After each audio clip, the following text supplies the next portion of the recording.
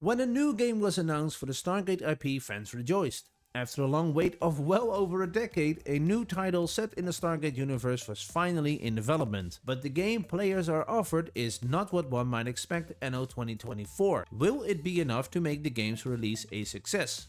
Before we get to that, let's take a look at the game. Stargate Timekeepers is a real-time tactics game where you lead a team of specialists through a story-driven campaign set in the SG-1 universe. Gameplay is comparable to the Commandos and Desperados series and Shadow Tactics Blades of the Shogun. The story of Stargate Timekeepers departs from the end of Season 7 of the Stargate SG-1 series to create an original story, unfolding over 14 narrative-rich missions. Your adventure starts during the Battle of Antarctica, where Commander Eva McCain and her team are supporting SG-1 against Anubis' fleet.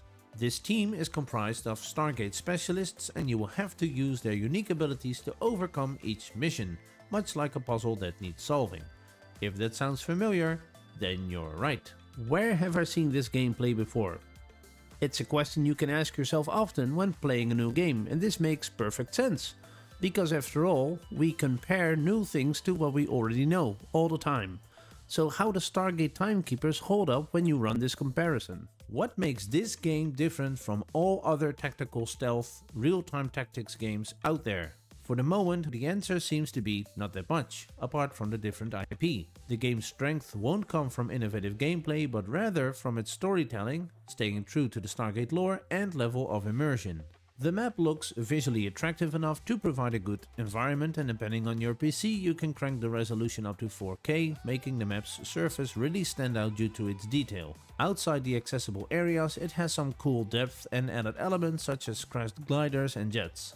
Some weather effects such as snow being blown off a ledge can help create a good atmosphere. However, in its totality it won't have me staring at the screen in wonder and awe because the game is showing something that's unheard of. I agree that's difficult for such a tightly defined type of game, but the team's portraits are simple yet effective in artwork, and their skill set buttons at the bottom of the screen have clear icons and a calm UI design, so it's not visually distracting. Plus there's a good chance you will be using the hotkeys for selecting team members and commands anyways. The background track is more of a series of tones instead of actual music, but it will go up a notch with the suspenseful tone and upbeat rhythm whenever the Goa'uld find traces of your presence. It's never over the top, so it creates a sense of alarm, but not full out panic mode.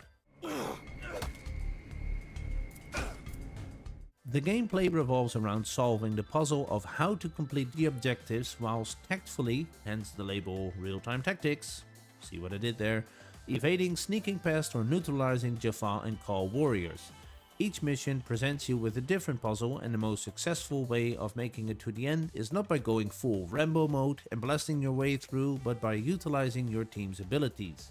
You get to control a total of 6 different characters. As befitting the Stargate universe, your team is a mix of Terrans and aliens, namely a Jaffa rebel and an Unos. For those of you who have no idea what an Unos is, think of a bearded lizard on steroids.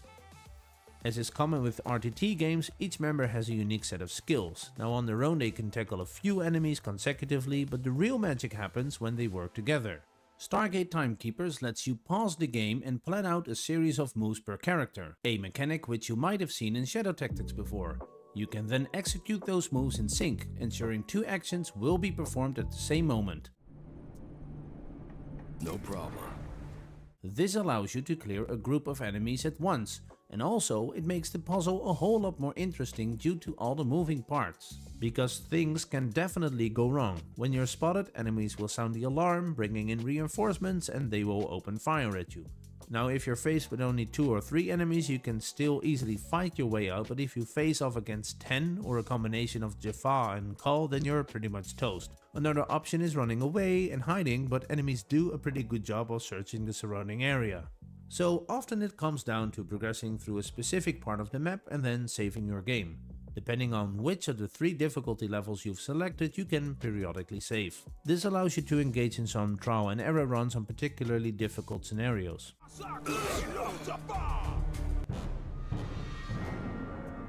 As this is a first look preview from the demo, I'm not entirely sure yet, but it would seem that once you finish the mission, then you are limited in terms of replayability, except for obviously selecting a higher difficulty. But most of the time, at least this is my experience with mission 1 in the demo, when you figure out the solution to an area of the map, then there won't be a dozen different variations on solving it.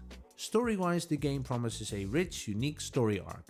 Now, in order for this game to really feel like a Stargate game, it has to fit perfectly in the style and feel of what fans love about the series.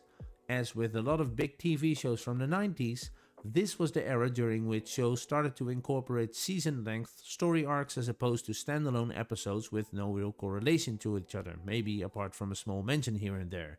Now, Stargate had some of the best stories to tell, and fans of the series will definitely be looking out for some cool mentions to canon and the accurate representation of its lore. So, why the cautionary attitude in my opening? Well, let me first say this. I think Stargate Timekeepers can be a good game for a very niche market, and we can look at this twofold, because the real-time tactics fans will always enjoy the puzzle aspect of it, and Stargate fans will just enjoy playing a game taking place in their favorite universe. And as a baseline, I hope the game does well and that the target audience enjoys it thoroughly. But after so many years of waiting for a new Stargate game, and with all the game development possibilities nowadays, was a game with this format and scope the best move? Now, don't get me wrong, I'm not intentionally trying to be negative, but I have my doubts about whether or not this game is going to be what the majority of players and hardcore Stargate fans would want to see when hearing new Stargate game.